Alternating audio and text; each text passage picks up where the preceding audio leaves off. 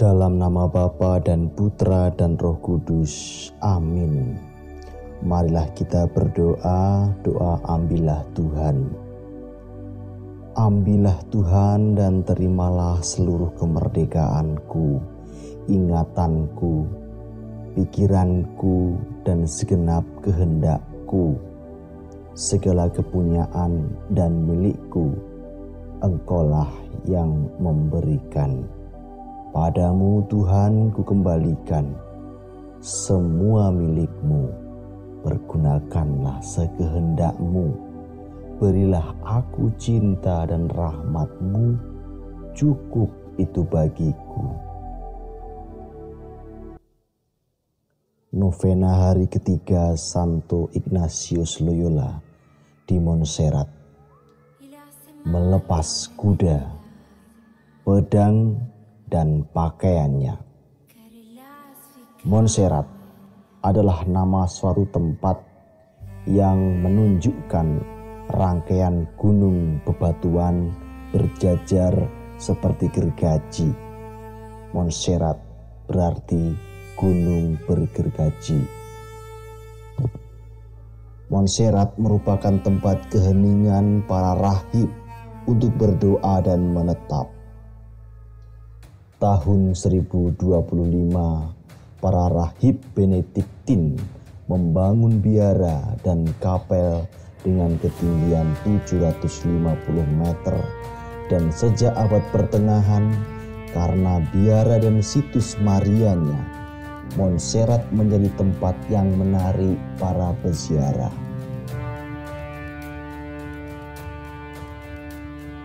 Dari Aranzazu, Ignatius Loyola pergi ke Montserrat untuk berdoa di depan altar Bunda Maria. Di Montserratlah Ignatius Loyola melepaskan simbol identitas jabatan dan kebangsawanannya, yaitu kuda sebagai simbol kenyamanan, pedang sebagai simbol keamanan, dan pakaian sebagai simbol status dan martabat. Dalam doa dan devosi di depan altar Bunda Maria, Ignatius Loyola menyadari dan menyesali semua dosa-dosa lama yang telah ia perbuat dan melaksanakan pengakuan dosa umum kepada salah seorang bapa pengakuan bernama Juan Canones, seorang Benediktin yang sekaligus menjadi pembimbing latihan rohaninya. Sebelum pengakuan, Ignatius Loyola mempersiapkan diri selama 3 hari untuk menuliskan pengakuannya. Melepas sesuatu untuk memilih cara hidup baru adalah langkah laku yang dijalankan Ignatius Loyola. Ia tidak hanya sekedar manis di bibir, mengakukan segala dosanya. Akan tetapi Ignatius Loyola benar-benar bertobat dengan tindakan yang nyata. Ignatius terus melakukan latihan rohani, berdiskresi, merasakan, mengenali, membantu orang sederhana, dan memilih bimbingan roh. Cinta harus diwujudkan dalam tindakan daripada kata-kata. Begitu kata Santo Ignatius Loyola dalam latihan rohani nomor 233. Refleksi untuk kita ialah,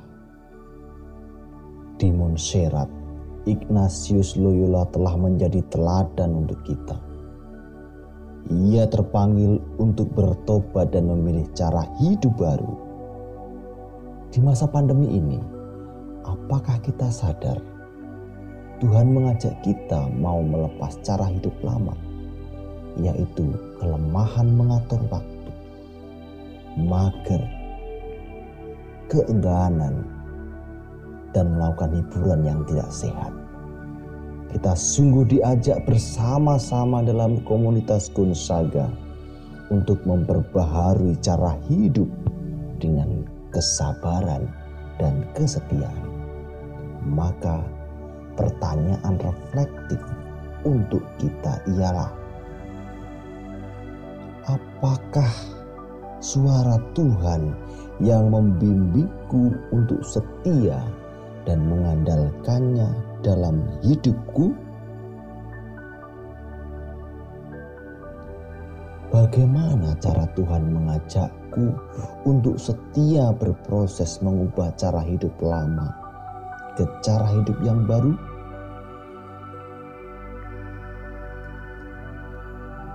Cara hidup baru apa yang sudah aku jalani selama pandemi?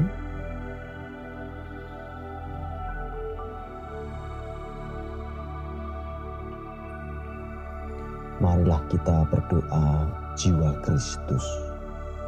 Jiwa Kristus, kuduskanlah aku. Tubuh Kristus, selamatkanlah aku. Darah Kristus, sucikanlah aku. Air lambung Kristus, basuhlah aku. Sengsara Kristus, kuatkanlah aku. Yesus yang murah hati, dengarkanlah aku. Dalam luka-lukamu, sembunyikanlah kami. Janganlah aku dipisahkan darimu, ya Tuhan. Terhadap musuh yang jahat, lindungilah aku. Di waktu ajal, terimalah aku. Supaya bersama para kudus, aku memujimu untuk selama-lamanya. Amin.